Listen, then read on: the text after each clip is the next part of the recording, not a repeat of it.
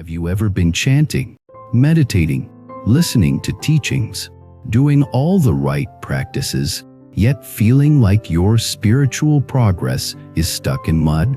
Have you ever looked at someone who clearly radiates peace, compassion, and quiet wisdom and thought, but I also believe in the teachings, so why do they have that glow and I do not? Welcome back to the channel, my friend. I am happy you are here. In this space we talk about awakening, wisdom, cause and effect, compassion, real practice, and how all of this flows into the shape of our destiny. Today we are going to open up a topic that the great masters keep emphasizing, but many of us quietly ignore or misunderstand. Why does genuine devotion make your meditation work in a completely different way? And what does devotion really mean, beyond just believing or hoping for blessings? The original teaching from the Karmapa can be summed up in one simple line. When devotion increases, meditation progresses. It sounds almost as simple, like a sweet slogan printed on a poster. But if you really unpack it, you will find an entire map hidden inside a map of how faith matures, how your body, speech, and mind line up with your deepest intention, and how your spiritual life stops being a hobby and becomes the quiet center of your existence. A lot of people think, I believe in the Dharma, I believe in Buddhas and Bodhisattvas, I believe in my teacher, so that means I am practicing. But in the Dharma, belief is just the beginning. It is the seed. Devotion is when that seed sprout grows roots, branches, and finally flowers into consistent, embodied practice. So in this long video, we are going to walk together through several layers. We will explore the three types of faith that traditional teachings describe, and how they naturally ripen into devotion. We will look at the difference between true devotion and blind belief, because confusing those two can derail your whole path. We will tell the story of a very ordinary practitioner whose meditation transformed only when his relationship with the path changed from useful tool to sacred commitment. We will talk about what it actually looks like in daily life when devotion deepens and meditation starts to feel more alive, more stable, more real. You do not have to see yourself as a religious person to listen. You just need to be honest enough to ask, what am I really giving my heart to? What do I really treat as most important in my life? Because whatever you treat as most important, that is where your devotion is already flowing. Let us start with a very human fear. Maybe you have been on the path for a while. You chant mantras, use it in meditation, you attend retreats. People around you say, you are so diligent, but inside, you feel stuck. The same emotional patterns keep looping. The same anger flares up. The same fear freezes you. Your cushion time feels like sitting in traffic, lots of waiting, not much movement. Then you meet someone else. Maybe they started later than you. Maybe they are younger than you. But when you sit next to them, there is a quiet radiance. When they talk about the Dharma, their eyes soften. When difficulties come, you can see them wobble, but they do not fall apart. You feel a kind of invisible strength around them. You think, what are they doing that I am not? Are they just more talented? More blessed? Is it because they met a better teacher? The Karmapa's answer is very simple and very sharp. If you really look, you will see, but these people have not only faith, but deep devotion. So what is faith, and how does it grow into devotion? Traditional teachings speak of three main kinds of faith. Different teachers describe them in slightly different ways, but their essence is the same. The first is admiring or reverent faith. This is the feeling that arises when you encounter a being or a teaching that is clearly beyond the ordinary. Maybe you read the life story of the Buddha or of a great master who lived with incredible compassion and fearlessness.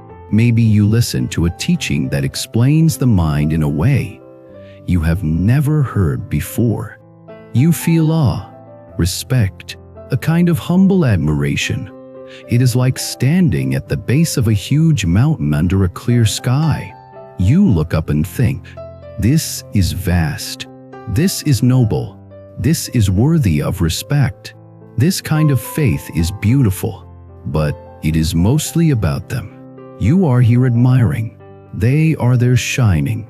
It is like seeing a lighthouse from far away. You are moved, but still anchored where you are. The second is longing or aspiring faith. Here something shifts inside you. It is no longer just how wonderful they are, but I want to become like that too. You see the peace in their eyes, the lightness in their smile, the steadiness of their heart when life hits them, and a fire starts in your own chest. You think, I do not want to spend my whole life running in circles around my cravings and fears. I want to grow into that kind of clarity. I want to be someone who can really help others, not just someone who always needs help. This is the moment when your heart starts to move toward the mountain, not just look at it. The third is confident or pure faith. This is deeper. It is not just emotional.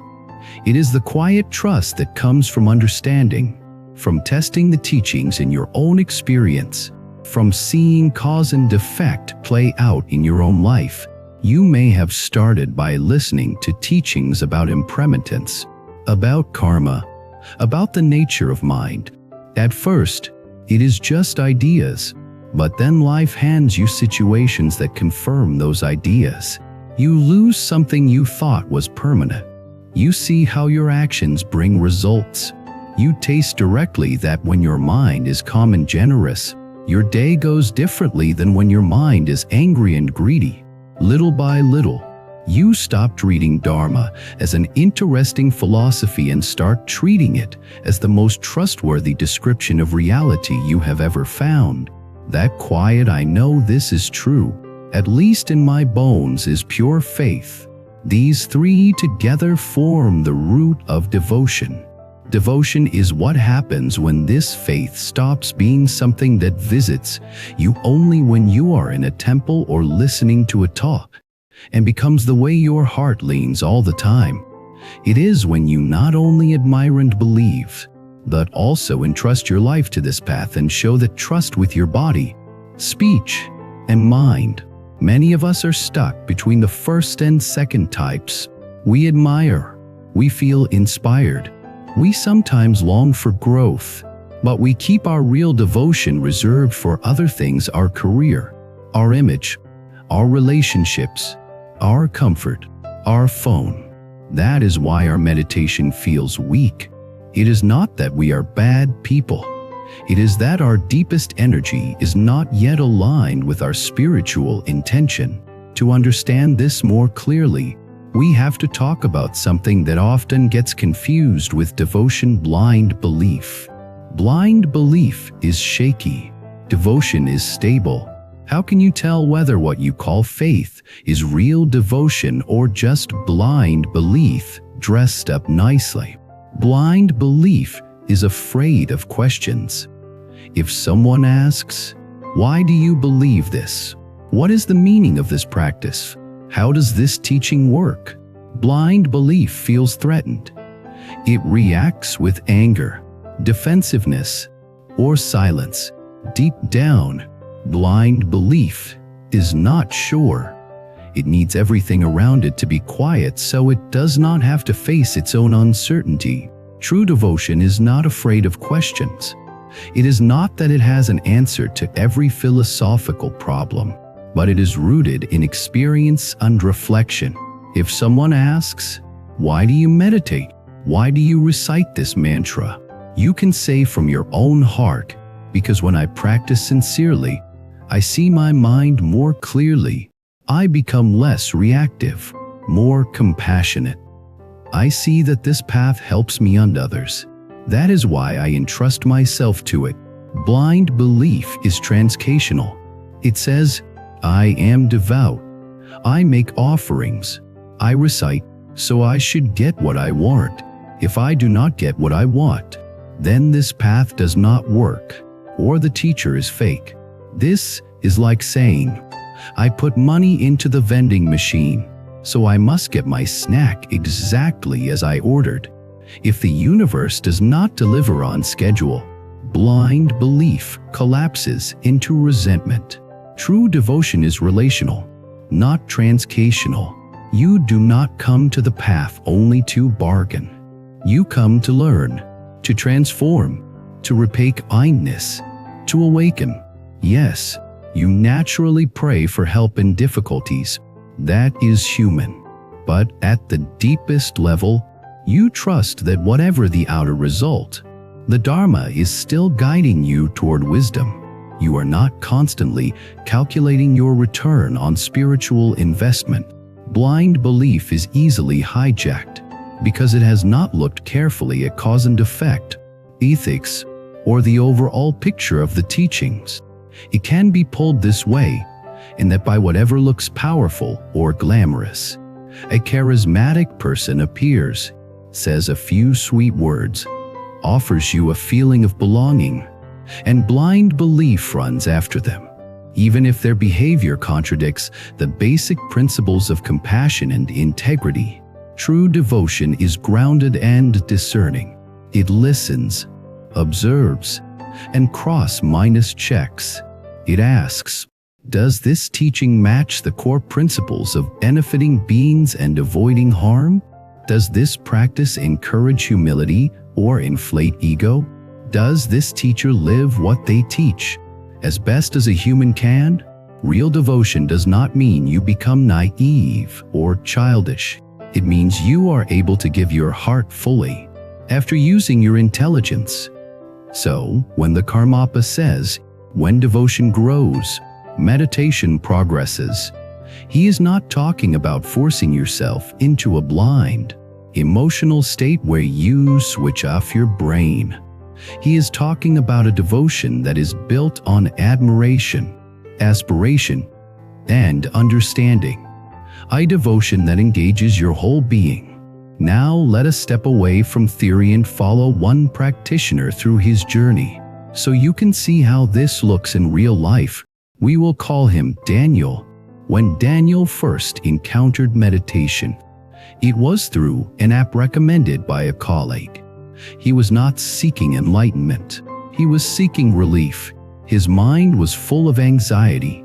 Work was stressful. His relationships were fragile. He could not sleep well. The app promised better focus, better sleep, less stress. That sounded good. So he started doing 10 minutes of guided meditation at night. Focus on the breath. Watch thoughts pass. Relax the body. To his surprise, it helped. Not dramatically, but enough to notice. On the nights he practiced, he felt a little less restless. His thoughts slowed down. His sleep was deeper. He thought, this is great. Meditation is a useful tool. He began to read more. He discovered talks by Buddhist teachers. At first, he listened out of curiosity. They spoke about compassion, impermanence, and the nature of mind. Some of it went over his head. Some of it hit him like a quiet truth he had always known but never named. He found one teacher in particular whose voice soothed him. The teacher spoke not only about relaxing, but about facing suffering, about responsibility, about karma. One day, while talking about devotion, this teacher said something that stopped Daniel in his tracks. Many people come to meditation like they come to a pharmacy. They want a quick medicine for their symptoms. Meditation can certainly soothe you, but if you only use it as a sedative, you will never discover its deeper power. To really transform, you must ask yourself, what is the deepest intention of my practice? Is it only to feel a bit better, or is it to wake up and become a support for others? These words opened a hidden drawer in Daniel's heart. He realized that for all his talk about spiritual growth, his motivation had been mostly self-centered. He wanted less anxiety, more sleep, fewer emotional storms. He had never seriously considered that his own calming and clarity could become a refuge for people around him. He thought of his partner, who often received the overflow of his stress. He thought of his aging parents, whose worries he sometimes brushed aside because he was too overwhelmed. He thought of younger colleagues who looked up to him, whom he often responded to with impatience. A new question appeared in his mind. What if my meditation is not just about me feeling okay, but about me becoming a bit more reliable for the people whose lives touch mine? This was the first seed of devotion. He did not suddenly become a saint, but something shifted in how he approached the cushion. Before, when he sat down, his inner dialogue was, "I hope this calms me down. I hope this makes tomorrow easier." Now, before starting, he would quietly think, "May this practice help me see my own mind more clearly. May it reduce the anger and fear that hurt others. May whatever peace arises, you ripple out to my family, my colleagues, and to beings I cannot see." He even went so far as to place a small image on his desk, not as decoration, but as a reminder of this vow. At first, he felt awkward. He was afraid someone would see and think he had become too spiritual. But over time, he cared less about appearances and more about what was happening in his heart. Alongside this shift in motivation, he also began to change his daily routine in small ways. Instead of meditating only when he felt terrible, he set a regular time, 20 minutes in the morning before checking his phone. Sometimes he added 10 minutes at night. This meant going to bed earlier, waking up earlier, saying no to some late-night scrolling. He started to treat meditation less like a bandage and more like brushing his teeth, something you do every day because you care about hygiene, not only when you have a toothache. He also began to bring tiny gestures of devotion into his ordinary life. In the morning, after sitting, he would place his palms together for a few seconds and remember his teacher and the lineage of practitioners who had passed these methods down, not as superstition, but as gratitude. Without you, I would not even know how to sit with my own mind. Before meals, he began silently thanking not only the farmers and cooks, but also dedicating the strength he would gain to being less selfish. Before difficult conversations, he would take a breath and mentally call to mind the qualities of the Bodhisattva's: patience, clarity, compassion. He would ask silently, "May I respond from this place as much as I can?" None of these acts took more than a few seconds, but together, they were a reorientation of his inner compass. This is devotion as continuous participation, not just occasional emotion. And his meditation began to change. At first, it had been mostly about relaxation. Now, it occasionally opened into painful territories. He saw his fear, his jealousy, his subtle arrogance. It was not pleasant. There were sessions where he wanted to jump off the cushion and distract himself. But because he had made a deeper vow, he stayed. He remembered, "I am not sitting here only for comfort. I am sitting here to see what drives me, so I can stop passing this unconscious pain onto others." The very act of staying in those moments was devotion in action. He also noticed something else when he skipped practice, not out of wisdom but out of laziness. His day felt different. He was quicker to snap, slower to forgive. The contrast helped him see that meditation was no longer a neutral hobby. It was becoming a central pillar for how he wanted to live. After a year, He looked back and realized that some things that had felt impossible before were now happening more often. He could catch anger earlier in his body, as heat in his chest, tightening in his jaw, before it exploded into words. Sometimes he could choose silence or a softer response. He could admit, "I was wrong," more easily, because his identity was no longer built only on being right. He could listen more deeply to his partner, without calculating how to defend himself. He still had anxiety, but it no longer controlled every decision. There was more space inside. When a friend asked him, "What changed?" he said, honestly, "The techniques were helpful from the beginning, but they became truly powerful only when I stopped treating meditation as a tool to fix my mood and started treating the whole path as something sacred." Not sacred in a stiff way, but sacred in the sense that this is my way of becoming a better human being, and I am willing to give it my time, my energy, my respect. That willing to give is devotion. From the outside, the difference might look small, the same man sitting on a cushion, breathing.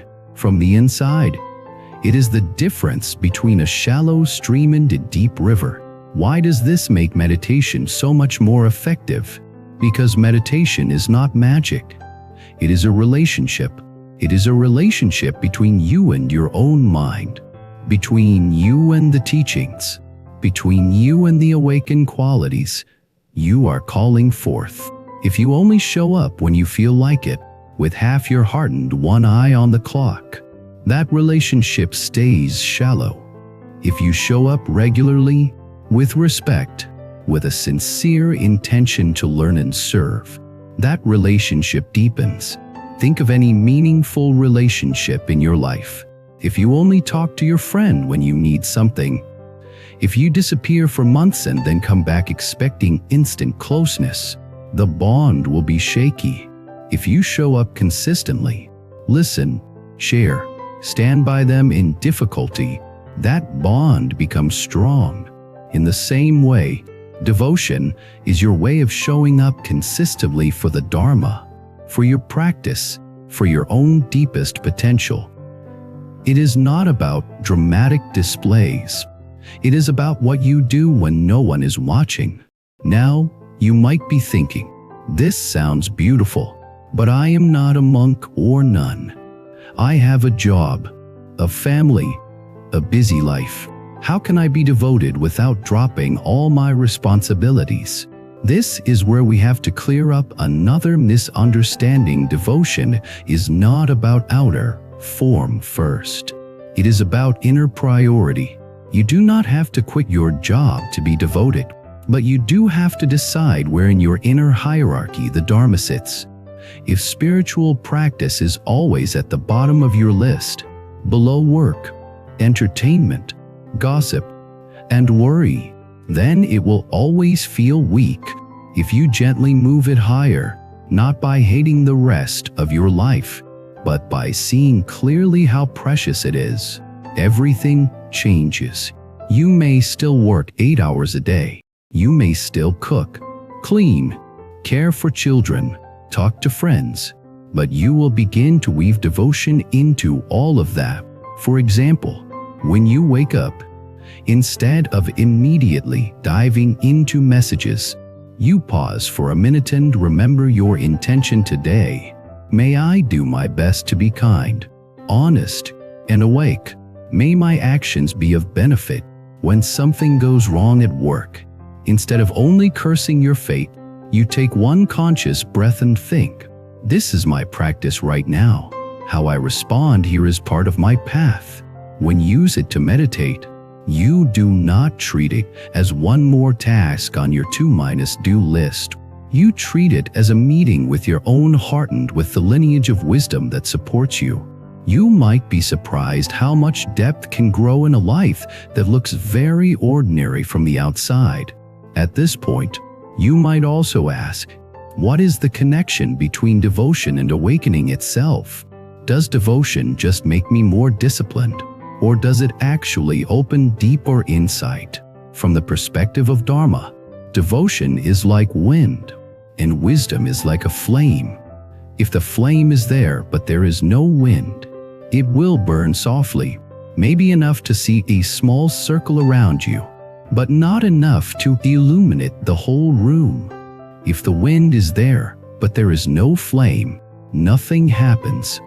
A lot of emotion, a lot of energy, but no true light.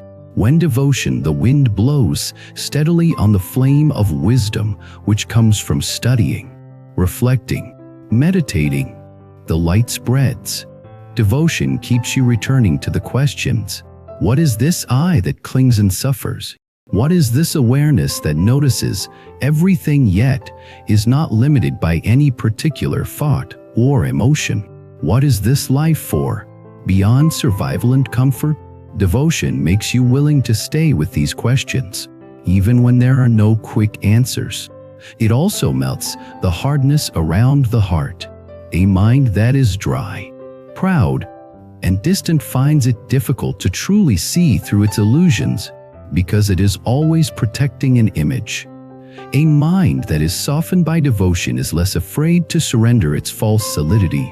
In many traditions, you will hear stories of practitioners who had studied for years but broke through to a deeper realization only when their devotion ignited, perhaps through meeting a teacher whose compassion shattered their defenses, or through contemplating the hardship of beings until their heart broke open. So devotion is not opposed to wisdom.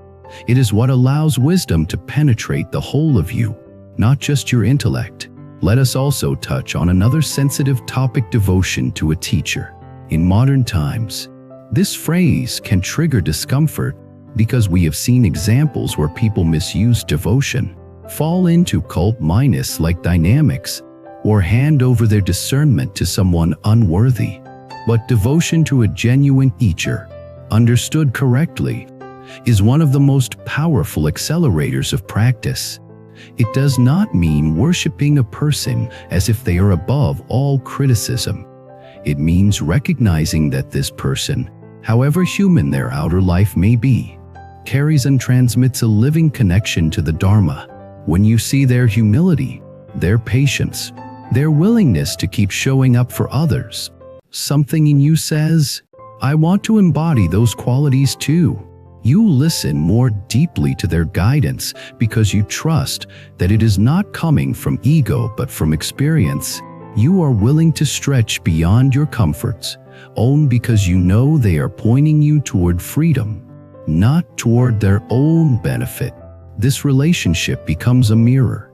Your devotion reveals your projections. Your frustrations reveal your expectations. Working through both is part of your path. If you have never experienced this kind of relationship, it might sound abstract, but many practitioners will tell you when they truly allowed themselves to trust a worthy teacher, their meditation gained a strength and clarity it never had before.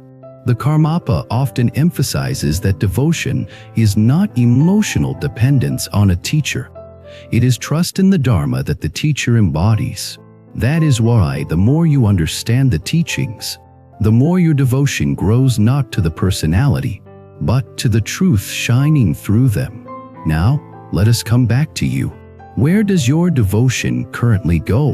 One honest way to answer is to look at your time and your energy. What do you automatically prioritize? What do you rearrange your schedule for? Without complaining, what do you protect? Even when you are tired? Many of us are already deeply devoted, but to our phones, to our fears, to our careers, to our self-image. We wake up and offer our first thoughts to worry. We offer our attention all day to social media. We offer our evenings to numbing entertainment. It is not that these things are pure evil, but when they consistently receive your best energy, do not be surprised if your deeper longing for awakening feels undernourished. Devotion, in practical terms, is the act of reclaiming some of that energy and offering it to what truly matters. It might look like this. You decide that, no matter how busy you are, you will give at least 15 minutes a day to meditation or prayer, not when everything else is done, but as a priority. You decide that every time you feel yourself drowning in self-pity, you will at least once shift your attention to compassion, thinking, "May all beings who feel this way be freed from suffering." You decide that once a week, you will listen to a teaching or read a text with full attention, not multitasking. You decide that before you speak harshly, you will pause and remember your vow to not harm with your speech. These decisions, kept even imperfectly, are devotion in motion. Over time, they create a field around you. Others may not know exactly what you are doing, but they will feel something steady, kind, and clear. Let us end with a simple image. Picture a field with seeds scattered across it. Some seeds are beautiful kindness, generosity, patience, insight. Some seeds are harmful anger, greed, jealousy, laziness. Where you place your devotion is where the rain falls. If your devotion falls mostly on fear, those seeds sprout. If your devotion falls mostly on resentment, those seeds sprout. If your devotion falls mostly on comfort and distraction, those seeds sprout. If your devotion falls mostly on awakening, compassion, and truth, those seeds sprout. Meditation is like the soil and air around those seeds. It allows them to grow. But if the rain of devotion does not fall, the soil stays dry. The seeds of wisdom do not receive what they need to fully open. So when the Karmapa says, when devotion increases, meditation progresses, he is pointing to this. Meditation by itself is a container. Devotion is what fills it with life. If your practice feels dry, mechanical, or stagnant, maybe the question is not which new technique should I learn, but where is my heart really leaning? Are you approaching the path as a consumer looking for eternal comfort, or as a pilgrim willing to walk, learn, and serve? This is not a question to answer once and forget. It is a question to return to again and again, especially when your practice feels sleepy. So, as we come to the close of this long sharing, I want to invite you into a gentle reflection. Right now, if you look honestly at your own path, would you say you are mostly in the stage of admiring faith, longing faith, or confident faith? Do you sometimes feel that your belief in the Dharma is mostly in your head, not yet in your bones? Have you ever had a moment where devotion suddenly broke through, maybe in front of a teacher, a text, a statue, or even in the middle of your messy life, and you felt, I truly want to give my life to this way of being? What changed after that moment? Did your meditation shift? Did your relationship with difficulties change? And on the other side, have you ever followed blind belief, ignoring your own wisdom, and later learned painful lessons about discernment? If you feel safe to share, I would love to read your story in the comments. Your journey with devotion, its confusions, its awakenings, its quiet sharpening can be a precious mirror for others who are walking this path, sometimes unsure if their efforts matter. If this video brought you some clarity or encouragement, it would mean a lot if you could subscribe to the channel, give it a like, and leave a comment.